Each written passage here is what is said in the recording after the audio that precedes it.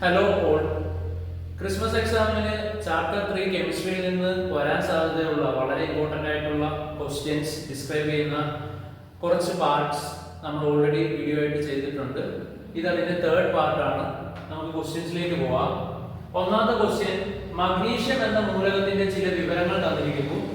Magnesium എന്ന് പറയുന്നത് എത്രയാണ്? 12, ഇലക്ട്രോൺ വിന്യാസം 282. ഇങ്ങനെ ഇത്രയും ഇൻഫർമേഷൻ തന്നിട്ട് അവർ ചോദിച്ചിരിക്കുകയാണ് അതിന്റെ എത്ര ഷെല്ലുകളുണ്ടെന്ന്. നമുക്കറിയാം 3 ഷെല്ലുകളാണ് മഗ്നീഷ്യത്തിലുള്ളത്. എന്നിട്ട് ചോദിച്ചിരിക്കുക മഗ്നീഷ്യത്തിന്റെ സബ്ഷെൽ ഇലക്ട്രോൺ വിന്യാസം എഴുതുക. മഗ്നീഷ്യത്തിന്റെ സബ്ഷെൽ ഇലക്ട്രോൺ വിന്യാസം എഴുതുക. 1s2 12 ഉള്ള ആ ഒരാളുടെ നിയോൺ കഴിഞ്ഞിട്ട് എന്ത് കൊടുത്താൽ മതി? 3s2 കൊടുത്താൽ മതി. നിയോൺ കഴിഞ്ഞിട്ട് 3s2 കൊടുത്താൽ നമുക്ക് സംഭവം കിട്ടി. അടുത്ത ക്വസ്റ്റ്യൻ, X എന്ന മൂലകത്തിന്റെ അറ്റോമിക നമ്പർ 17 ആണ്. ഈ മൂലകത്തിന്റെ സബ്ഷെൽ ഇലക്ട്രോൺ വിന്യാസം എഴുതി പീരീഡ് ബ്ലോക്ക് എന്നിവ കണ്ടെത്തുക. 17 എന്ന് പറയുന്ന ക്ലോറിൻ പി ബ്ലോക്ക് ആണെന്ന് നമുക്ക് എല്ലാവർക്കും അറിയാലോ. 17 എന്ന് പറയുന്നതിന്റെ കോൺഫിഗറേഷൻ എത്ര വരും? 1s2, അതുപോലെ 2s2, 2p6, 3s2, 3p5. 17ന്റെ configuration എഴുതാൻ നമുക്കറിയാം. Period outermost shell 3, block P ആണ്. ഇനി അതിന്റെ ഗ്രൂപ്പ് ചോദിച്ചിരുന്നെങ്കിൽ 5ന്റെ കൂടെ 12 കൂട്ടിയാൽ എത്രയായി? 17 ആയി. 5 + 12 17. ഇനി അടുത്ത ക്വസ്റ്റ്യൻ എന്ന് പറയുന്നത്, 2 ടെസ്റ്റ് ട്യൂബുകളിൽ നമ്മൾ എന്തെടുത്തു? ഒരെണ്ണത്തിൽ ഫെറിക് ക്ലോറൈഡും ഒരെണ്ണത്തിൽ ഫെറസ് ക്ലോറൈഡും എടുത്തു. എന്നിട്ട് രണ്ടിലേക്ക് NaO ചുറ്റുമ്പോൾ ഒരെണ്ണത്തിൽ ഉണ്ടാകുന്നത് എന്തായിരിക്കും? ഹൈഡ്രോക്സൈഡുകളാണ് രണ്ടിലും ഉണ്ടാകുന്നത്. ഒരെണ്ണത്തിൽ ഉണ്ടാകുന്നത് ഫെറിക് ഹൈഡ്രോക്സൈഡും വേറൊരെണ്ണത്തിൽ ഫെറസ് ഹൈഡ്രോക്സൈഡും ആയിരിക്കും. അങ്ങനെ ഫെറിക്കും ഫെറസും തമ്മിൽ അയോണൈസേഷൻ അല്ലെങ്കിൽ അയോൺസിൽ വ്യത്യാസമുണ്ട്. അയോൺസിൽ വ്യത്യാസം ഉള്ളതുകൊണ്ട് ഫെറിക് Fe3+ ആണ്, Fe2+ ആണ് ഫെറസ്. അങ്ങനെ ഫെറിക് ഹൈഡ്രോക്സൈഡും ഫെറസ് ഹൈഡ്രോക്സൈഡും ഉണ്ടാകുന്നതുകൊണ്ട് തന്നെ അവിടെ എന്താണ് പ്രശ്നം എന്ന് വെച്ചാൽ രണ്ടുപേരുടെയും കളറിൽ വ്യത്യാസമൊക്കെ ഉണ്ടായിരിക്കും. ഓക്കെ ആണ്. അപ്പൊ അവർ ഒന്നാമത് ചോദിച്ചിരിക്കുന്ന വ്യത്യസ്ത നിറങ്ങൾക്ക് കാരണം എന്താണ്? ഒന്നിൽ ഫെറിക്കും ഒന്നിൽ ഫെറസും ആണ്. എന്തൊക്കെയാണ്? ഫെറിക് ഹൈഡ്രോക്സൈഡും ഫെറസ് ഹൈഡ്രോക്സൈഡും ആണ് ഉണ്ടായത്. ഇനി അടുത്ത് ഫെറിക് അയോണിന്റെ സബ്ഷെൽ ഇലക്ട്രോൺ വിന്യാസം എഴുതുക. അത് കഴിഞ്ഞിട്ടുള്ള ക്വസ്റ്റ്യൻ, എന്തുകൊണ്ടാണ് ഇവർക്ക് രണ്ട് വ്യത്യസ്ത തരത്തിലുള്ള ഈ ഒരു കോൺഫിഗറേഷൻ, സബ്ഷെൽ വൈസ് കോൺഫിഗറേഷൻ കാണിക്കാൻ പറ്റുന്നതെന്നാണ് ചോദ്യം. അപ്പോൾ അതിന്റെ ആൻസർ വരുന്നത് നമുക്കറിയാം.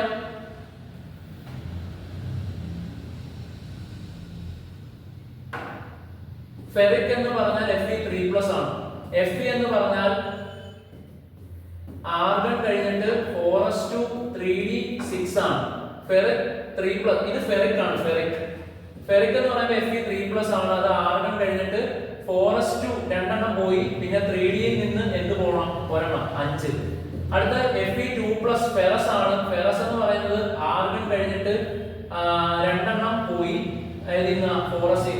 ആദ്യം 4s ആണ്, ഔട്ടർമോസ്റ്റ് സബ്ഷെൽ 4s അല്ലേ, അതുകൊണ്ട് അതിൽ നിന്ന് ഇറങ്ങണം. ഓക്കെ, 4s2 പോയി 3d6. ഇനി അടുത്ത ചോദ്യം, ഇവർക്ക് എന്തുകൊണ്ടാണ് ഇങ്ങനെ ഒരു സ്വഭാവം കാണിക്കാൻ പറ്റുന്നതെന്നാണ് ചോദ്യം. അത് എന്തുകൊണ്ടെന്ന് വെച്ചാൽ ഇവർക്ക് ഈ ഒരു 4s ഉം 3d തമ്മിലുള്ള വ്യത്യാസം, 4s ഉം 3d തമ്മിലുള്ള വ്യത്യാസം വളരെ, എനർജിയിലുള്ള വ്യത്യാസം വളരെ കുറവാണ്. അതുകൊണ്ട് എസിൽ നിന്ന് ഇലക്ട്രോൺ ഇറങ്ങി കഴിഞ്ഞിട്ട് ഉടനെ തന്നെ എയിൽ നിന്ന് ഇറങ്ങിപ്പോകാം, ഡിയിൽ നിന്ന് ഇറങ്ങിപ്പോകാം. സോ 4s ഉം 3d യും ഊർജ്ജ വ്യത്യാസം വളരെ കുറവാണ്.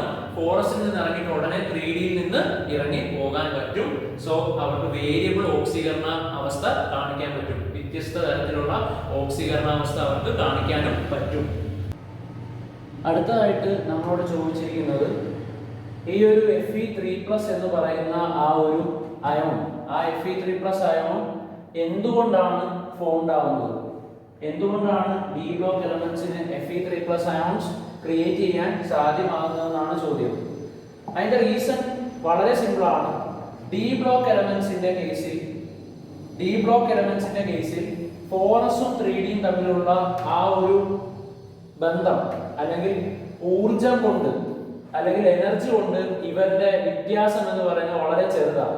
ഊർജത്തിലുള്ള വ്യത്യാസം, എനർജിയിലുള്ള വ്യത്യാസം 4s നും 3d ക്കും വളരെ ചെറുതായതുകൊണ്ട് തന്നെ ആദ്യം 4s ന് ഇലക്ട്രോൺ എന്ത് ചെയ്ത് കൊടുക്കാൻ പറ്റും? വിട്ടുകൊടുക്കാൻ പറ്റും. അതുപോലെ തന്നെ അത് കഴിഞ്ഞിട്ട് നേരെ 3d യിൽ നിന്ന് ഇറങ്ങുകയും ചെയ്യും. സോ 4s കഴിഞ്ഞിട്ട് ഉടനെ 3d യിൽ നിന്ന് ഇലക്ട്രോൺസിനെ വിട്ടുകൊടുക്കാൻ പറ്റും. സോ ഇതിന് വേരിയബിൾ ഓക്സിഡേഷൻ സ്റ്റേറ്റ് കാണിക്കാൻ പറ്റും. നമുക്കറിയാം 4s മാത്രമേ ഉള്ളൂ വിട്ടുകൊടുക്കാൻ പറ്റുള്ളായിരുന്നുവെങ്കിൽ, 2 മാത്രമേ വിട്ടുകൊടുക്കാൻ പറ്റുള്ളൂ എങ്കിൽ 2+ കാണിച്ചേനെ. പക്ഷേ ഡിയിൽ നിന്നും കൂടെ അത് എന്ത് ചെയ്യുന്നുണ്ട്, ഇറങ്ങി പോകുന്നുണ്ട്. സോ വേരിയബിൾ ഓക്സിഡേഷൻ സ്റ്റേറ്റ് കാണിക്കാൻ പറ്റും. അതിന്റെ റീസൺ എസും ഡിയും തമ്മിലുള്ള ഊർജ്ജ വ്യത്യാസം എന്താണ്, അല്ലെങ്കിൽ ഇവരുടെ എനർജി ലെവൽ തമ്മിലുള്ള ഡിഫറൻസ് വളരെ കുറവാണ്. അതുകൊണ്ട് എസിൽ നിന്ന് ഇറങ്ങിപ്പോയതിനു ശേഷം ഉടനെ തന്നെ ഡിയിൽ നിന്ന് ഇലക്ട്രോൺസിന് ഇറങ്ങി പോകാൻ പറ്റും. അതുകൊണ്ടാണ് ഇവർക്ക് വേരിയബിൾ ഓക്സിഡേഷൻ സ്റ്റേറ്റ് കാണിക്കാൻ പറ്റുന്നത്. അടുത്ത ചോദ്യം എന്ന് പറയുന്നത്, കോപ്പറിന്റെ രണ്ട് ക്ലോറൈഡുകളാണ് കോപ്പർ CuCl ഉം CuCl2. ഈ സംയുക്തങ്ങളിലെ കോപ്പർ അയോണുകൾ തിരിച്ചറിയുക. ഈ സംയുക്തങ്ങൾ ഓരോന്നിലും കോപ്പറിന്റെ വാലൻസി എത്ര എന്നാണ് ചോദ്യം. ഏതൊക്കെ സബ്ഷെല്ലുകളിൽ നിന്നും ഇലക്ട്രോൺ നഷ്ടപ്പെട്ടാണ് ഈ അയോണുകൾ ഉണ്ടാകുന്നത് എന്ന് കോപ്പറിന്റെ സബ്ഷെൽ ഇലക്ട്രോണിക് വിന്യാസം എഴുതി കാണിക്കുക എന്നാണ് അടുത്ത ക്വസ്റ്റ്യൻ. അപ്പൊ കോപ്പറിന്റെ കേസിൽ CuCl ഉം CuCl2 ജനറേറ്റ് ചെയ്യുന്നുണ്ട്. നമുക്കറിയാം Clന്റെ ചാർജ് -1, ഇവിടെ -2. കാരണം ഒരു Clന്റെ -1 ആണ്. അപ്പൊ രണ്ട് Clന്റെ -2, ഒരു Clന്റെ -1. അപ്പോൾ ഒരു കോപ്പറിന്റെ +1 ആണെങ്കിൽ എൻറ്റയർലി 0 വരത്തുള്ളൂ. ഇവിടെ രണ്ട് ക്ലോറിന്റെ -2, അപ്പോൾ ഒരു കോപ്പറിന്റെ +2. ഇവിടെ Cl -1 ആയതുകൊണ്ട് കോപ്പറിന്റെ എത്ര വരും, +1. ഇവിടെ Cl2, അതായത് Cl രണ്ടെണ്ണം ഉള്ളതുകൊണ്ട് -2, അപ്പോൾ കോപ്പറിന്റെ +2. അത് വേരിയബിൾ ഓക്സിഡേഷൻ സ്റ്റേറ്റ് ആണ് ഇവിടെ കാണിച്ചിരിക്കുന്നത്. വേരിയബിൾ ഓക്സിഡേഷൻ സ്റ്റേറ്റ് കാണിക്കാനുള്ള കാരണം ഇത് ഡി ബ്ലോക്ക് എലമെന്റ് ആണ്. നേരത്തെ പറഞ്ഞ റീസൺ തന്നെയാണ്. 4s 3d തമ്മിലുള്ള ഊർജ്ജ നിലകൾ, എനർജി ഡിഫറൻസ് വളരെ കുറവാണ്. അതുകൊണ്ട് തന്നെ 4sൽ നിന്ന് ഇറങ്ങിയിട്ട് ഉടനെ തന്നെ അത് 3dയിൽ നിന്നും ഇലക്ട്രോൺ എന്ത് ചെയ്യാൻ പറ്റും, വിട്ടുകൊടുക്കാൻ പറ്റും. ഇനി ഇതിന്റെ കോപ്പറിന്റെ അയോണിക് കോൺഫിഗറേഷൻ നമുക്കറിയാം. കോപ്പറിന്റെ പ്രോപ്പർ സബ്ഷെൽ വൈസ് കോൺഫിഗറേഷൻ അറിയാം. ആർഗൺ എഴുതിയിട്ട് 4s1 3d10. നമുക്കറിയാം കോപ്പറിനും ക്രോമിയത്തിനുമാണ് സ്പെഷ്യലൈസ്ഡ് ആയിട്ടുള്ള കോൺഫിഗറേഷൻ ഉള്ള. ഇത് ഹാഫ് ഫിൽഡ്, ഇത് ഫുള്ളി ഫിൽഡ്. അതിന് എക്സ്ട്രാ സ്റ്റെബിലിറ്റി ഉള്ളതുകൊണ്ടാണ് 4s2 3d9 വരാതിരുന്നത്. ഇനി അടുത്തത് കോപ്പർ 2+ എന്ന് പറയുമ്പോൾ ആർഗൺ ഈ ഒരു 4s1ൽ നിന്ന് ഒരു ഇലക്ട്രോൺ പോയി 3dയിൽ നിന്ന് ഒരു ഇലക്ട്രോൺ പോയാൽ 3d9. കോപ്പർ പ്ലസ് എന്ന് പറയുമ്പോൾ ആർഗൺ 4s1ൽ നിന്ന് ഒരു ഇലക്ട്രോൺ പോയി 3d10. അപ്പൊ ഇതിനെല്ലാം കാരണം വേരിയബിൾ ഓക്സിഡേഷൻ സ്റ്റേറ്റ് ആണ്. Variable oxidation state. കോപ്പർ ഉൾപ്പെടുന്ന പീരീഡും ഗ്രൂപ്പും എഴുതുക എന്നുള്ളതാണ് നമ്മളോടുള്ള അടുത്ത ചോദ്യം. കോപ്പർ ഉൾപ്പെടുന്ന പീരീഡും ഗ്രൂപ്പും കണ്ടുപിടിക്കാനായിട്ട് കോപ്പർ 29 ആണ്. അതിന്റെ ആർഗൺ 4s1 3d10 ആണ്. ഇവിടെ ഇങ്ങനെ ഉള്ളതുകൊണ്ട് തന്നെ നമുക്ക് പറയാൻ പറ്റും ഡി ബ്ലോക്ക് 4th പീരീഡ് എത്രാമത്തെ ഗ്രൂപ്പ്, 10 ഒന്നും കൂട്ടിയാൽ മതി, 11ാമത്തെ ഗ്രൂപ്പ്. ഇതൊരു ഡി ബ്ലോക്ക് എലമെന്റ് ആയതുകൊണ്ട് 10 ഒന്നും കൂട്ടി 11 ആണ് ഇതിന്റെ ഗ്രൂപ്പ് നമ്പർ എന്ന് പറയുന്നത്. അടുത്ത ക്വസ്റ്റ്യൻ. അപ്പോ നമുക്ക് അതിന്റെ ആൻസേഴ്സ് ഒന്നും കൂടെ നോക്കാം. കോപ്പർ ക്ലോറൈഡ് CuClലെ കോപ്പർ അയോൺ Cu+ഉം CuCl2ലെ കോപ്പർ അയോൺ Cu2+ ആണ്. അതുപോലെ തന്നെ വാലൻസി ഞാൻ പറഞ്ഞില്ല. നമ്മൾ ഈ +1 +2 എന്ന് എഴുതുമല്ലോ, അതിൻ്റെ അകത്ത് ആ ചാർജ് ഇല്ലാതെ എഴുതിയാൽ നമുക്ക് വാലൻസി ആയി. Cuയുടെ വാലൻസി Cu+1ന്റെ വാലൻസി 1ഉം Cu2+ന്റെ വാലൻസി 2ഉം ആണ്. കോപ്പറിന്റെ സബ്ഷെൽ ഇലക്ട്രോൺ വിന്യാസം എഴുതി ക്വസ്റ്റ്യനിൽ. എന്നിട്ട് കോപ്പർ പ്ലസിന്റെ ionic configuration subshell wise configuration ആണ് ചോദിച്ചത്. അപ്പോൾ ഒരു +1 ഉള്ളതുകൊണ്ട് 4sൽ നിന്ന് ഒരു ഇലക്ട്രോൺ കളഞ്ഞാൽ മതി. Cu2+ന് 4sൽ നിന്ന് ഒരു ഇലക്ട്രോൺ, അതുപോലെ തന്നെ 3dയിൽ നിന്ന് ഒരു ഇലക്ട്രോൺ കളഞ്ഞാൽ മതി. പിന്നെ പീരീഡും ഗ്രൂപ്പും കണ്ടെത്തി. അടുത്ത ക്വസ്റ്റ്യൻ. നിക്കലിന്റെ അറ്റോമിക നമ്പർ 28 ആണ്. താഴെ കൊടുത്തിട്ടുള്ളവയുടെ സബ്ഷെൽ ഇലക്ട്രോണിക് കോൺഫിഗറേഷൻ, അതായത് നിക്കലിന്റെ സാധാരണ ഇലക്ട്രോണിക് കോൺഫിഗറേഷൻ എഴുതുക. 1s2 2s2 2p6 3s2 3p6 3d8 4s2. Na+ എന്ന് പറയുമ്പോൾ 4sൽ നിന്ന് ഒരെണ്ണം പോകും. Na2+ എന്ന് പറഞ്ഞാൽ 4sൽ നിന്നുണ്ടായിരുന്ന 2 ഇലക്ട്രോണും പോകും. അത്ര ഉള്ളത് സിമ്പിൾ ക്വസ്റ്റ്യൻ ആണ്. അടുത്തത് എ കോളത്തിന് യോജിച്ചവ ബി കോളത്തിൽ നിന്ന് തിരഞ്ഞെടുത്ത് ചേരുപടി ചേർക്കുക എന്നുള്ളതാണ്. 1s2 2s2 2p6 10 ആണ്. 1s2 2s2 2p5 9 ആണ്. 2 4 6 10 12 ആണ്. 1s2 2s2 2p6 അപ്പൊ തന്നെ 10 ആയി. 12, 18, 20, 25 ആണ്. 2, 4, 10, 12, 18, 19, 2, 4, 5. അങ്ങനെ നമുക്ക് കോൺഫിഗറേഷനിൽ നിന്ന് എന്ത് കണ്ടുപിടിക്കാൻ പറ്റും? Atomic number. ഇതെന്ന് പറയുന്നത് നോബിൾ ഗ്യാസ് ആണല്ലോ. നോബിൾ ഗ്യാസ് ഏതായിരിക്കും? ആൽക്കൈൽ എർത്ത് ലോഹം അല്ല, ഉത്കൃഷ്ട മൂലകമായിരിക്കും. നോബിൾ ഗ്യാസ് ആയിരിക്കും. നോബിൾ ഗ്യാസ് ഉത്കൃഷ്ട മൂലകമാണ്, അല്ലെങ്കിൽ നോബിൾ ഗ്യാസ് ആണ് ആര്? ഈ 10 ആർഗൺ. 10 ആരാണ്? നിയോൺ. ആർഗൺ അല്ല, നിയോൺ ആണ്. 1s2 2s2 2p5 എന്ന് പറയുമ്പോൾ 9 എന്ന് പറയുന്ന ഫ്ലൂറിൻ ആണ്. ഫ്ലൂറിൻ എന്ന് പറയുന്നത് എന്ത് വരും? ഒരു ലോഹമല്ല, ഗ്രൂപ്പ് 13 അല്ല. ഏറ്റവും ക്രിയാശീലത കൂടിയ അലോഹമായിട്ട് നമുക്ക് അതിനെ എടുക്കാം. അതായത് ഫ്ലൂറിൻ ഏറ്റവും ക്രിയാശീലം, അതായത് റിയാക്ടിവിറ്റി കൂടിയ ഒരു നോൺ മെറ്റലാണ് 9 ഉള്ള ഫ്ലൂറിൻ. അടുത്ത 12 മഗ്നീഷ്യം എന്ന് പറയുന്നത് എന്താണെന്ന് നമുക്ക് എഴുതാം. ആൽക്കലൈൻ എർത്ത് മെറ്റൽ ആണ്. ആൽക്കലൈൻ എർത്ത് മെറ്റൽ എന്ന് പറഞ്ഞാൽ ആൽക്കലൈൻ എർത്ത് ലോഹമാണ്. അതായത് സെക്കൻഡ് ഗ്രൂപ്പ് എലമെന്റ്സിനെ ഫുൾ ആൽക്കലൈൻ എർത്ത് ലോഹങ്ങൾ എന്നാണ് വിളിക്കേണ്ടത്. ഫസ്റ്റ് ഗ്രൂപ്പിനെ ഫുള്ള് ആൽക്കലൈൻ മെറ്റൽ എന്നാണ്, ആൽക്കലൈൻ മെറ്റൽ എന്നും രണ്ടാമത്തേനെ ഫുൾ ആൽക്കലൈൻ എർത്ത് മെറ്റൽ എന്നുമാണ് വിളിക്കേണ്ടത്. സോ ഇത് നേരെ ആൽക്കലൈൻ എർത്ത് ലോഹത്തിലേക്ക് പോകാം. ഇനി അടുത്തത് 25 ഉള്ളത് നമുക്കറിയാം, അതൊരു ഡി ബ്ലോക്ക് എലമെന്റ് ആണ്. ഇവിടെ 2, 4, 5 എണ്ണമാണ് ഉള്ളത്. മാത്രമല്ല ഇതൊരു പി ആയിട്ടുള്ള പി ബ്ലോക്കിലുള്ള എലമെന്റ് ആണ്. പി ബ്ലോക്കിന്റെ എലമെന്റിന്റെ ഗ്രൂപ്പ് കണ്ടുപിടിക്കണമെങ്കിൽ 12 കൂട്ടിയാൽ മതി. 12 1 13. സോ ഇത് ഗ്രൂപ്പ് 13 ആണ്. Group 13 element. ഇനി അടുത്തത് 19 ഉള്ളതാണ്. 19 ഉള്ളത് എന്താണ്? ആൽക്കലി ലോഹമാണ്. പൊട്ടാസ്യം എന്ന് പറയുന്നത് ആൽക്കലി ലോഹമാണ്. 19 എന്നുള്ളത് ഫസ്റ്റ് ഗ്രൂപ്പ് എലമെന്റ് ആണ്. ഫസ്റ്റ് ഗ്രൂപ്പ് എലമെന്റിനെ ആൽക്കലി എന്ന് വിളിക്കുന്നു, ആൽക്കലി ലോഹങ്ങൾ. അങ്ങനെയാണെങ്കിൽ സംക്രമണ ലോഹം എന്ന് പറയുന്നത് 25 ഉള്ള മാംഗനീസ് ആണ്. മാംഗനീസ് സംക്രമണ ലോഹം, അതായത് ട്രാൻസിഷൻ എലമെന്റ്. പിന്നെ ഇന്നർ ട്രാൻസിഷൻ എലമെന്റ് എന്ന് പറയുന്നത് എഫ് ബ്ലോക്ക് ആണ്. ഇത് ട്രാൻസിഷൻ എലമെന്റ്സ്, സംക്രമണ ലോഹങ്ങൾ എന്നും നമ്മൾ വിളിക്കുന്നു. സോ ഇതാണ് നമ്മുടെ മാച്ച്ഡ് ആയിട്ടുള്ള ആ ഒരു 2 കോളംസ്. നമുക്ക് അതിന്റെ ആൻസർ ഒന്ന് നോക്കാം. 1s2 2s2 2p6 എന്ന് പറയുന്നത് എന്താണ്? ഉത്കൃഷ്ട മൂലകം അല്ലെങ്കിൽ നോബിൾ ഗ്യാസ്. 2p5 വരെ എത്തിയ ഏറ്റവും ക്രിയാശീലത കൂടിയ അലോഹം അതേതാണ്? 2, 2, 4 ഫ്ലൂറിൻ. 9 ഉള്ള ഫ്ലൂറിൻ ആണ് ഏറ്റവും ക്രിയാശീലത, അതായത് റിയാക്ടിവിറ്റി കൂടിയ ഏറ്റവും കൂടിയ നോൺ മെറ്റൽ. ഇതെന്ന് പറയുന്നത് മഗ്നീഷ്യം ആണ്. മഗ്നീഷ്യം ഗ്രൂപ്പ് 2 ആണ്. ഗ്രൂപ്പ് 2 ആണെങ്കിൽ ആൽക്കലൈൻ എർത്ത് മെറ്റൽ. ഇത് ഗ്രൂപ്പ് 1 ആണ്. പൊട്ടാസ്യം ആണ്. 19 ആണ്. അപ്പോൾ അത് ആൽക്കലി മെറ്റൽ. ഇത് മാംഗനീസ് ആണ്. സംക്രമണ ലോഹം അഥവാ അത് ഒരു ടൈപ്പ് ഓഫ് ട്രാൻസിഷൻ എലമെന്റ് ആണ്.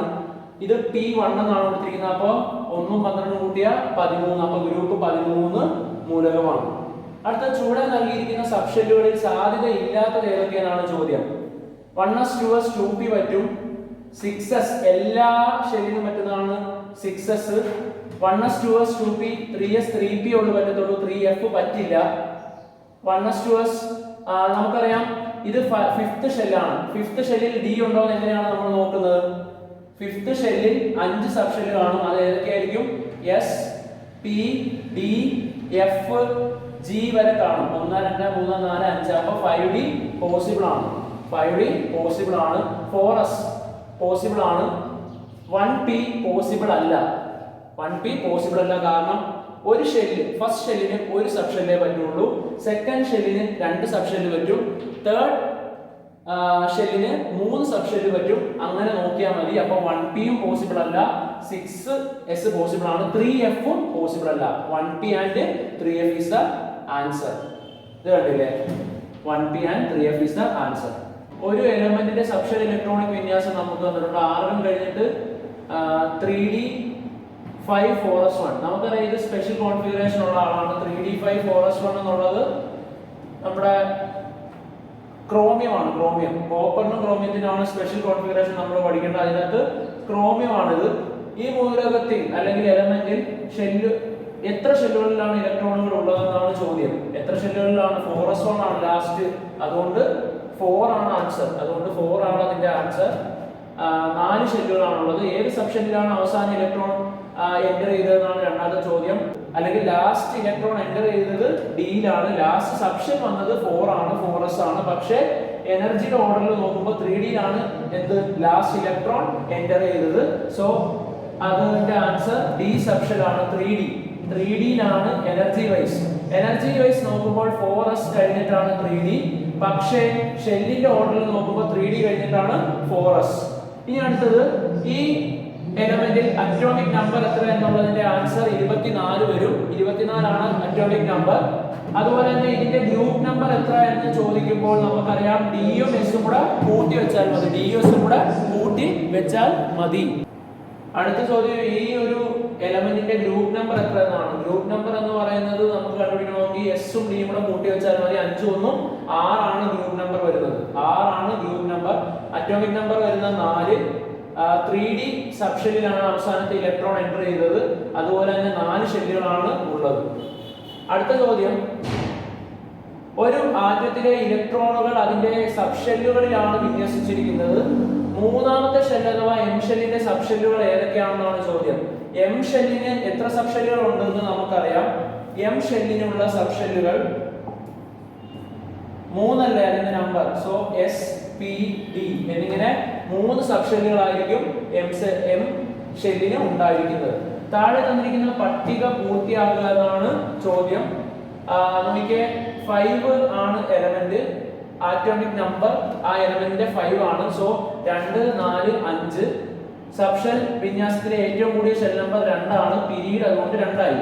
ഇനി y എന്ന് പറയുന്നത് 11 ആണ്. അതിന്റെ കോൺഫിഗറേഷൻ എഴുതിയപ്പോൾ 3.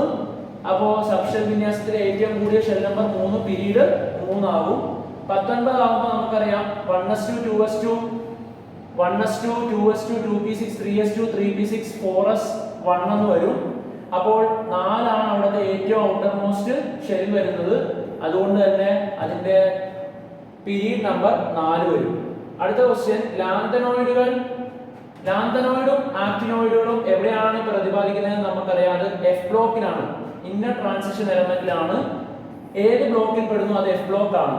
അടുത്ത ഒരു ആറ്റത്തിന്റെ മൂന്നാമത്തെ ഷെല്ലിൽ 3 ഇലക്ട്രോണുകളുണ്ട്. ഒരു ആറ്റത്തിന്റെ മൂന്നാമത്തെ ഷെല്ലിൽ 3 ഇലക്ട്രോണുകളുണ്ട്. ഒരാറ്റത്തിന്റെ മൂന്നാമത്തെ ഷെല്ലിൽ 3 ഇലക്ട്രോൺ. മൂന്നാമത്തെ ഷെൽ എന്ന് പറയുമ്പോൾ ഏതാ? KLM 3 ഇലക്ട്രോൺ ആണ്. അതായത് ആദ്യത്തെ ഷെല്ലിൽ 2 8 2 8 3 2 8 3 എന്ന് പറഞ്ഞാൽ മൂന്നാമത്തെ ഷെല്ലിൽ 3 എന്ന് പറഞ്ഞാൽ 2 8 3. അപ്പോ 10 13. 13 ആരാണ്? അലുമിനിയം ആണ്. അപ്പോൾ അലുമിനിയം ആണ് ആ ഒരു ആറ്റം. എന്നിട്ട് നമ്മളോട് ചോദിച്ചിരിക്കുന്നത് ഈ മൂലകത്തിന്റെ സബ്ഷെൽ ഇലക്ട്രോണിക് വിന്യാസം. നമുക്ക് 11 ആണെന്ന് കിട്ടി. 11 ആണെന്ന് കിട്ടിയാൽ 1s2 2s2 2p6 3s2 3p1. അടുത്ത ഈ മൂലകം പീരിയോഡിക് ടേബിളിന്റെ ഏത് ബ്ലോക്കിൽ പെടുന്നു? പി ബ്ലോക്കിലാണ്. തേർഡ് പീരീഡിലാണ്. പി ബ്ലോക്ക് ആയതുകൊണ്ട് നമുക്ക് അതിന്റെ നമ്പർ ഓഫ് ഇലക്ട്രോണിന്റെ കൂടെ 12 കൂട്ടി 13ാമത്തെ group third period P block എന്ന് നമുക്ക് മനസ്സിലാക്കാം. അടുത്തത്, ഏതാനും മൂലകങ്ങളുടെ സബ്ഷെൽ ഇലക്ട്രോണിക് കോൺഫിഗറേഷൻ തന്നിരിക്കുന്നു. നിയോൺ കഴിഞ്ഞിട്ട് 3s2 3p5, അതായത് 10 12 17. 17 എന്ന് പറയുന്നത് ക്ലോറിൻ ആണ്. ആർഗൺ 18 കഴിഞ്ഞ് 1 വന്നാൽ 19 പൊട്ടാസ്യം ആണ്. അടുത്തത് ആർഗൺ 3d5 18 20 25 മാംഗനീസ് ആണ്. ആർഗൺ 3d10 4s2 4p5 എന്ന് പറയുന്നത് എത്രയാണ്? ആർഗൺ എന്ന് പറഞ്ഞാൽ തന്നെ നമുക്കറിയാം അത് 18 ആണ്. 18ഉം 2ഉം 20ഉം 10ഉം 30ഉം 35 ആണ് വന്നിരിക്കുന്നത്. ഒരേ ഗ്രൂപ്പിൽ വരുന്ന മൂലകങ്ങൾ ഏതൊക്കെയെന്നാണ് ചോദിച്ചിരിക്കുന്നത്. ഒരേ ഗ്രൂപ്പിൽ വരുന്നത് കണ്ടുപിടിക്കാൻ വേണ്ടി അവസാനത്തെ എന്ത് നോക്കിയാൽ മതി? ആ ഒരു കോൺഫിഗറേഷൻ നോക്കിയാൽ മതി. ദാ ഈ എയും ഡിയും നോക്കുമ്പോൾ ഇത് 3p5 ആണ്, ഇത് 4p5 ആണ്. 3s2 3p5 ആണ്, ഇത് 4s2 4p5 ആണ്. സോ ഇവർ രണ്ടുമാണ് ഒരേ ഗ്രൂപ്പിൽ വരുന്നവരുടെ അവസാനത്തെ ഇലക്ട്രോണിക് കോൺഫിഗറേഷൻ സെയിം ആയിരിക്കും. സബ്ഷെൽ ഇലക്ട്രോണിക് കോൺഫിഗറേഷൻ സെയിം ആയിരിക്കും. അപ്പോൾ ഇത് 3s2 3p5 4s2 4p5 അവർ രണ്ടുമാണ് ഒരേ ഗ്രൂപ്പിൽ വരുന്നത്. അയോണീകരണ ഊർജ്ജം കുറഞ്ഞ മൂലകം ഏത്? അയോണീകരണ ഊർജ്ജം എന്ന് പറഞ്ഞാൽ അയോണൈസേഷൻ എൻതാൽപ്പി ആണ്. അയോണൈസേഷൻ എൻതാൽപ്പി കുറഞ്ഞിരിക്കുന്നത് കഴിഞ്ഞ വീഡിയോസിലായിട്ട് നമ്മൾ പറഞ്ഞിട്ടുണ്ട്. അത് ഏറ്റവും കുറഞ്ഞു നിൽക്കുന്നത് എവിടെയാണ്? ഫസ്റ്റ് പീരീഡിലും സെക്കൻഡ് പീരീഡിലും ആണ്. അപ്പോൾ ഫസ്റ്റ് ഗ്രൂപ്പും സെക്കൻഡ് ഗ്രൂപ്പും ആണ്. അത് ഏതാണെന്ന് നോക്കിയാൽ മതി. അപ്പോൾ ഫസ്റ്റ് ഗ്രൂപ്പിലുള്ളത് ഇയാൾ മാത്രമാണ് ഫസ്റ്റ് ഗ്രൂപ്പ്. ഫസ്റ്റ് ഗ്രൂപ്പിൽ വരുമ്പോൾ ഈ 4s1 എന്ന് പറയുന്നത് 19 പൊട്ടാസ്യമാണ്, അതാണ് ഫസ്റ്റ് ഗ്രൂപ്പ്. മാംഗനീസ് എന്ന് പറയുന്നത് ഫസ്റ്റ് ഗ്രൂപ്പ് അല്ല, ഇത് ഏതാണ്? ഡി ബ്ലോക്ക് എലമെന്റ് ആണ്. അപ്പൊ ഏതാണ് ഇവിടെ 5 2 7 ഏഴാമത്തെ ഗ്രൂപ്പിലാണ് മാംഗനീസ് വരുന്നത്. B5 ആയതുകൊണ്ട് 5ന്റെ കൂടെ 12 കൂട്ടിയാൽ 17, അത് 17ാം ഗ്രൂപ്പാണ്. ഇത് 5ന്റെ കൂടെ 12 കൂട്ടിയാൽ 17, ഇത് രണ്ടും 17ാമത്തെ ഗ്രൂപ്പാണ്. 19 പൊട്ടാസ്യം മാത്രമാണ് ഫസ്റ്റ് ഗ്രൂപ്പ്. ഫസ്റ്റ് ഗ്രൂപ്പും സെക്കൻഡ് ഗ്രൂപ്പിലും വരുന്ന എലമെന്റിനാണ് അയോണീകരണ ഊർജ്ജം അല്ലെങ്കിൽ അയണൈസേഷൻ എൻതാൽപ്പി ഏറ്റവും കുറഞ്ഞത്. So answer is B. അടുത്തത് +1 ഓക്സീകരണാവസ്ഥ മാത്രം കാണിക്കുന്നത് ഏതെന്നാണ്? +1 ഓക്സീകരണാവസ്ഥ. അത് നമ്മൾ കഴിഞ്ഞ വീഡിയോസിൽ ഇതുപോലത്തെ കുറെ ചോദ്യം ചെയ്തതാണ്. ഇവിടെ നോക്കുമ്പോൾ അറിയാം 19, ഇത് 17, ഇത് 25. ഏതാനും മൂലകങ്ങളുടെ സബ്ഷെൽ ഇലക്ട്രോൺ വിന്യാസം തന്നിരിക്കുന്നു. നിയോൺ കഴിഞ്ഞിട്ട് 3s2 3p5, അതായത് 17, അത് ക്ലോറിൻ ആണ്, പി ബ്ലോക്ക് ആണ് അല്ലെ. അതുപോലെ തന്നെ 5ഉം 12ഉം 17ാമത്തെ ഗ്രൂപ്പാണ്. 4s1 തന്നിരിക്കുന്നു, ആർഗൺ കഴിഞ്ഞ് പൊട്ടാസ്യം ആണ്, ഫസ്റ്റ് ഗ്രൂപ്പ് ആണ്. ആർഗൺ കഴിഞ്ഞ് 3d5 4s2 തന്നിരിക്കുന്നു, ആർഗൺ 18 മംഗനീസ് ആണ്, ഡി ബ്ലോക്ക് എലമെന്റ് ആണ്. 3d10 4s2 4p5 വന്നിരിക്കുന്നു, ആർഗൺ 18 20 30 35. ഓക്കെ, അത് എന്തോ ആയിക്കോട്ടെ. ഒന്നാമത്തെ ക്വസ്റ്റ്യൻ ഒരേ ഗ്രൂപ്പിൽ വരുന്ന മൂലകങ്ങൾ ഏതാ എന്നാണ് ചോദ്യം. ഒരേ ഗ്രൂപ്പിൽ വരുവാണെങ്കിൽ അവരുടെ outermost subshell wise configuration same ആയിരിക്കും. 3s2 3p5 ഉം 4s2 4p5 ആണ് ഒരേ തരത്തിലുള്ള എന്ത് കോൺഫിഗറേഷൻ ഉള്ളത്. 3s2 3p5 ഉം 4s2 4p5 ആണ് ഒരേ തരത്തിലുള്ള കോൺഫിഗറേഷൻ ഉള്ള മൂലകങ്ങൾ. അതുകൊണ്ട് തന്നെ അവർ രണ്ടും ഒരേ ഗ്രൂപ്പിലായിരിക്കും. അടുത്ത ക്വസ്റ്റ്യൻ, അയോണൈസേഷൻ ഊർജ്ജം ഏറ്റവും കുറഞ്ഞ മൂലകം ഏത്? അയോണൈസേഷൻ ഏറ്റവും കുറഞ്ഞതൊക്കെ നമ്മൾ ഇതിനു മുമ്പുള്ള വീഡിയോയിൽ ചെയ്തിട്ടുണ്ട്. ഏറ്റവും ഇടത്തെ അറ്റത്തുള്ള ഗ്രൂപ്പിനായിരിക്കും അയോണൈസേഷൻ എനർജി ഏറ്റവും കുറവ്. ഏറ്റവും വലത്തെ അറ്റത്തിന് വലത്തെ അറ്റത്ത് എന്ന് പറയുമ്പോൾ 17ാമത്തെ ഗ്രൂപ്പ് നോക്കണം. 18 നമ്മൾ ഒന്നിനും കൺസിഡർ ചെയ്യില്ല, കാരണം അവര് നോബിൾ ഗ്യാസസ് ആണ്. 17ാം ഗ്രൂപ്പിനാണ് ഏറ്റവും കൂടുതൽ അയോണൈസേഷൻ എൻതാൽപ്പി അല്ലെങ്കിൽ അയോണീകരണ ഊർജ്ജം. സോ ഇവിടെ ഏറ്റവും കുറഞ്ഞ മൂലകം ഫസ്റ്റ് ഗ്രൂപ്പ് ആയിരിക്കും. ഫസ്റ്റ് ഗ്രൂപ്പ് ഏതാണെന്ന് നോക്കിയാൽ മതി, അത് ഫസ്റ്റ് ഗ്രൂപ്പ് 4s1 ഉള്ള പൊട്ടാസ്യമാണ്. ഓക്കെ, ഏറ്റവും ഇടത്തെ അറ്റത്താണ് അയോണൈസേഷൻ എൻതാൽപ്പി ഏറ്റവും കുറവ്. ഇനി കഴിഞ്ഞ വീഡിയോയിൽ ഞാൻ പറഞ്ഞത് നിങ്ങൾക്ക് +1 ഓക്സീകരണാവസ്ഥ കാണിക്കുന്ന ഏതാണെന്ന് ചോദിച്ചാൽ സബ്ഷെൽ വൈസ് കോൺഫിഗറേഷൻ തന്നിട്ടുണ്ടെങ്കിൽ എന്ത് ചെയ്താൽ മതി? S1 ഉള്ളത് ഏതാണെന്ന് നോക്കിയാൽ മതി, അതിനായിരിക്കും +1. S2 ഉള്ളതിന് +2, P4 ഉള്ളതിന് -2, P5 ഉള്ളതിന് -1 ആയിരിക്കും ഓക്സീകരണാവസ്ഥ. അപ്പോൾ +1 ഉള്ളത് ഏതായിരിക്കും? 4s1 ആയിരിക്കും, 4s1. അടുത്തൊരു ക്വസ്റ്റ്യൻ, C4+ അയോണിന്റെ സബ്ഷെൽ ഇലക്ട്രോൺ വിന്യാസം എന്തെന്നാണ്? സി ഏതാണ്? സി ആർഗൺ, മാംഗനീസ് ആണ്. നോക്കിയേ, ആർഗൺ 18 × 20 25. മാംഗനീസ് ആണ്, ഡി ബ്ലോക്ക് എലമെന്റ് ആണ്. അവർ എന്ത് ചെയ്യും? എസിൽ നിന്നും ഡിയിൽ നിന്നും എല്ലാം ഇലക്ട്രോൺ എന്ത് ചെയ്യും? പുറത്ത് വിടും. വേരിയബിൾ ഓക്സിഡേഷൻ സ്റ്റേറ്റ് കാണിക്കാൻ പറ്റും. സോ നമ്മുടെ 4+ ആണ് ചോദിച്ചിരിക്കുന്നത്, C4+. C4+ എന്ന് പറയുമ്പോൾ നമ്മൾ ആദ്യം എവിടെ നിന്ന് ഇറങ്ങണം? എസിൽ നിന്ന് 2 എണ്ണം പോയി, ഡിയിൽ നിന്നും 2 എണ്ണം പോയാൽ എത്ര വരും? ആർഗൺ കഴിഞ്ഞ് 3d3. ആർഗൺ കഴിഞ്ഞ് 3d3 ആണ് ആൻസർ വരുന്നത്. ആർഗൺ കഴിഞ്ഞിട്ട് 3d3 ആണ് ആൻസർ വരുന്നത്. Argon 3d3. അടുത്തത്, എ എന്ന മൂലകത്തിന്റെ ബാഹ്യതമ ഇലക്ട്രോൺ വിന്യാസം 3s2 3p4 ആണ്. ബാഹ്യതമ എന്ന് പറഞ്ഞാൽ ഏറ്റവും ഔട്ടർമോസ്റ്റ് കോൺഫിഗറേഷൻ 3s2 3p4. എന്നിട്ട് നമ്മളോട് ചോദിച്ചിരിക്കുക ഈ മൂലകം പീരിയോഡിക് ടേബിളിലെ ഏത് പീരീഡിലാണ് ഉൾപ്പെടുന്നത്? പീരീഡ് ഏതായിരിക്കും? തേർഡ്. ഔട്ടർമോസ്റ്റ് ഷെൽ നമ്പർ നോക്കിയാൽ മതി, അപ്പോൾ 3. മൂലകത്തിന്റെ ഗ്രൂപ്പ് നമ്പർ കാണണമെങ്കിൽ പി ബ്ലോക്ക് ആയതുകൊണ്ട് 4ന്റെ കൂടെ എന്ത് കൂട്ടിയാൽ മതി? 12 കൂട്ടിയാൽ 16.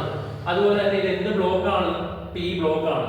അടുത്ത, ന്യൂക്ലിയസിന് ചുറ്റുമുള്ള ഷെല്ലുകളിൽ ഡി സബ്ഷെല്ലിൽ ഉൾക്കൊള്ളാവുന്ന പരമാവധി ഇലക്ട്രോണുകൾ എത്ര എന്നാണ് ചോദ്യം. ഡി സബ്ഷെൽ എന്ന് പറഞ്ഞാൽ അതിനകത്ത് 5 ഓർബിറ്റൽസ് ആണുള്ളത്. 1 2 3 4 5. ഓരോ ഓർബിറ്റലിലും 2 ഇലക്ട്രോൺ വീതം. സോ 10 ഇലക്ട്രോൺ ആണ് അതിന് ഉൾക്കൊള്ളാൻ പറ്റുന്നത്. മൂന്നാം ഷെല്ലിലെ സാധ്യമായ സബ്ഷെല്ലുകളെ ഊർജ്ജം കൂടി വരുന്ന ക്രമത്തിൽ എഴുതുക. മൂന്നാമത്തെ ഷെൽ എന്ന് പറഞ്ഞാൽ KLM.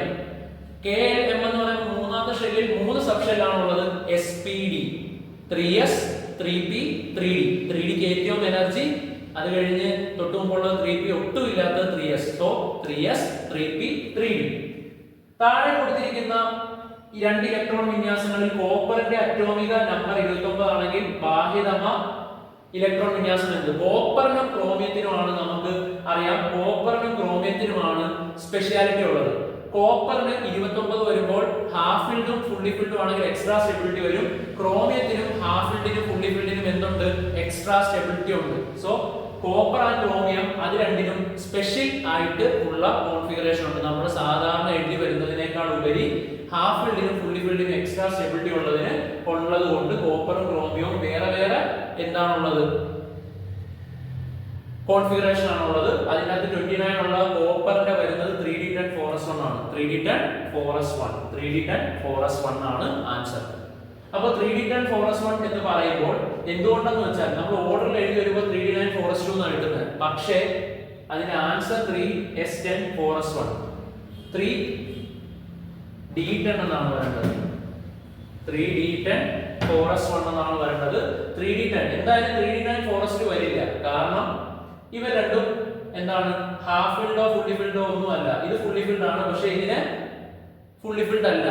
അപ്പൊ നമുക്ക് എന്ത് ചെയ്യാൻ പറ്റുമെന്ന് വെച്ചാൽ 4s-ൽ നിന്ന് 3d-ലേക്ക് ഒരു ഇലക്ട്രോൺ കൊടുത്തിട്ട് ഈ 4s-ന് സ്വയം ഹാഫ് ഫിൽഡ് ആവാനും 3d-ക്ക് സ്വയം ഫുള്ളി ഫിൽഡ് ആവാനും പറ്റും. സോ കോപ്പറിന്റെ outermost subshell electronic configuration 3d10 4s1 എന്നാണ് പറയേണ്ടത്. 3d10 4s1. അതിന്റെ റീസൺ പകുതി നിറഞ്ഞതോ മുഴുവൻ നിറഞ്ഞതോ ആയിട്ടുള്ള സബ്ഷെല്ലുകൾക്ക് സ്റ്റെബിലിറ്റി കൂടുതലാണെന്നുള്ളതാണ്, സ്ഥിരത കൂടുതലാണെന്നുള്ളതാണ്. അടുത്ത ക്വസ്റ്റ്യൻ, X എന്ന ആറ്റത്തിന്റെ മൂന്നാമത്തെ ഷെല്ലിൽ 6 ഇലക്ട്രോൺ. 3 ഷെല്ല് ഉണ്ടെങ്കിൽ അതിന്റെ ഫ്രണ്ടിൽ 2 ഷെല്ലും കൂടെ ഇല്ലേ? അപ്പോൾ അതിനകത്ത് 2 8 6 എന്നായിരിക്കും കോൺഫിഗറേഷൻ. അത് ആരുടെ കോൺഫിഗറേഷൻ ആണ്? സൾഫറിന്റെ കോൺഫിഗറേഷൻ ആണ്. ആരുടെ കോൺഫിഗറേഷൻ ആണ്? സൾഫറിന്റെ കോൺഫിഗറേഷൻ. അങ്ങനെയാണെങ്കിൽ അതിന്റെ സബ്ഷെൽ വൈസ് കോൺഫിഗറേഷൻ എത്ര വരും? അത് സൾഫർ 16ന്റെ കോൺഫിഗറേഷൻ എഴുതിയാൽ മതി. വളരെ സിമ്പിൾ ആണ്. അത് കാണിക്കുന്ന സംയോജകാവസ്ഥ എത്ര? വാലൻസി എത്ര? നമുക്ക് വാലൻസി കണ്ടുപിടിക്കണമെങ്കിൽ ഇതുപോലെ ഇലക്ട്രോണിക് കോൺഫിഗറേഷൻ എഴുതണം. 8 ആകാൻ 2 ഇലക്ട്രോണും കൂടെയാണ് അക്സെപ്റ്റ് ചെയ്യേണ്ടത്. സോ 2 8 എന്ന് പറയുമ്പോൾ 2 ഇലക്ട്രോണും കൂടെ അക്സെപ്റ്റ് ചെയ്താൽ നമുക്കറിയാം ഇത് 2 8 8 എന്നാവും. സോ വാലൻസി അതിന്റെ 2 ആണ്. അത്രേ ഉള്ളൂ ആ ചോദ്യം. നോക്കിക്കോ, 16 ആണെന്ന് നമുക്ക് മനസ്സിലാക്കി. 16ന്റെ configuration 1s2 2s2 2p6 3s2 3p4.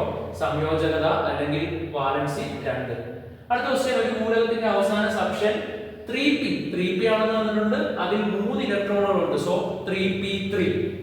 മൂലകത്തിന്റെ പൂർണ്ണമായ ഇലക്ട്രോൺ കോൺഫിഗറേഷൻ എഴുതാൻ വളരെ സിമ്പിൾ അല്ലേ? 1s2 2s2 2p6 3s2 3p3. മൂലകത്തിന്റെ പീരീഡും ഗ്രൂപ്പും. പീരീഡ് 3, ഗ്രൂപ്പ് കിട്ടാൻ എന്ത് ചെയ്താൽ മതി? p ബ്ലോക്ക് ആയതുകൊണ്ട് 3ന്റെ കൂടെ 12 കൂട്ടിയാൽ മതി. സോ 12 3 15. ഇനി അടുത്തത്, ഒരു മൂലകത്തിന്റെ അറ്റോമിക നമ്പർ 19 ആണ്. നമുക്കറിയാം പൊട്ടാസ്യം ആണത്. മൂലകത്തിന്റെ സബ്ഷെൽ ഇലക്ട്രോൺ കോൺഫിഗറേഷൻ എഴുതുക. ആർഗൺ കഴിഞ്ഞ് എന്തായിരിക്കും? 4s1. കാരണം ആർഗൺ 18 ആണ്. അത് കഴിഞ്ഞ് 4s1.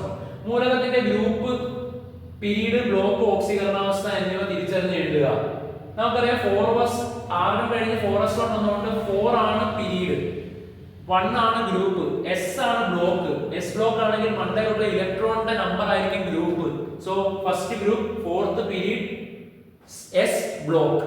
ഇനി ഓക്സീകരണ അവസ്ഥ s1 ആണെങ്കിൽ +1 ആയിരിക്കും. +1 കാരണം മെറ്റൽസ് ആണ്, വിട്ടുകൊടുക്കുന്നവർക്ക് എന്തുണ്ട്? +1 ആണ് ഓക്സിഡേഷൻ സ്റ്റേറ്റ്.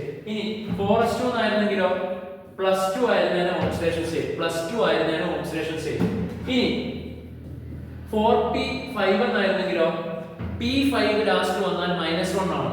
ഇനി 4p4 എന്നായിരുന്നെങ്കിലോ -2 ആയിരുന്നേനെ ഓക്സിഡേഷൻ സ്റ്റേറ്റ്. ഇത്ര ഓക്സിഡേഷൻ സ്റ്റേറ്റ് ഓർത്തിരിക്കുക. ഇനി ഒരു മൂലകം ഉൾപ്പെടുന്ന ബ്ലോക്കിന്റെ ഏതെങ്കിലും ഒരു പ്രത്യേകത, ഈ മൂലകം ഉൾപ്പെടുന്ന ബ്ലോക്കിന്റെ ഏതെങ്കിലും ഒരു പ്രത്യേകത എഴുതുക. s ബ്ലോക്ക് ആണ്. s ബ്ലോക്കിന്റെ കാര്യം പറഞ്ഞു. ഏറ്റവും ഇടത്തെ അറ്റത്താണ് വരുന്നത്. അതിന് അയോണൈസേഷൻ ഊർജ്ജം വളരെ എന്തായിരിക്കും? കുറവായിരിക്കും. ഇലക്ട്രോൺ നെഗറ്റിവിറ്റി കുറവായിരിക്കും. കാരണം ഇവിടെ ഉള്ളവരെല്ലാം മെറ്റൽസ് ആണ്. p ബ്ലോക്ക് ആയിരുന്നെങ്കിൽ ആ സൈഡിൽ എല്ലാം നോൺ മെറ്റൽസ് ആണ് കൂടുതലും. ഇലക്ട്രോൺ നെഗറ്റിവിറ്റി വളരെ കൂടുതലായിരിക്കും. അവിടെ അയോണൈസേഷൻ എനർജി ഭയങ്കര കൂടുതലായിരിക്കും. ഈ സൈഡിൽ അയോണൈസേഷൻ എനർജി കുറവ് എസിന്. അതുപോലെ തന്നെ ഇലക്ട്രോൺ നെഗറ്റിവിറ്റി കുറവ്. എല്ലാവരും തന്നെ ലോഹ സ്വഭാവമുള്ളവരായിരിക്കും. അതായത് അവര് മെറ്റാലിക് ക്യാരക്ടർ ഉള്ളവരായിരിക്കും. പിന്നെ ഇവർ പ്രത്യേകത എന്താണെന്ന് വെച്ചാൽ മെറ്റൽസ് ആയതുകൊണ്ട് തന്നെ കെമിക്കൽ റിയാക്ഷൻ നടക്കുമ്പോൾ ഇലക്ട്രോൺസിനെ വിട്ടുകൊടുക്കും കാരണം മെറ്റൽസ് ആണ്. പി ബ്ലോക്ക് ആണെങ്കിലോ ആ നോൺ മെറ്റൽസ് എല്ലാം ഇലക്ട്രോൺസിനെ വാങ്ങിക്കുന്നവരാണ്. അതുകൊണ്ട് ഓക്സീകരണാവസ്ഥ മൈനസ് വരും. വിട്ടുകൊടുക്കുന്നവരായതുകൊണ്ട് ഓക്സീകരണാവസ്ഥ എന്ത് വരും? പ്ലസ് വരും.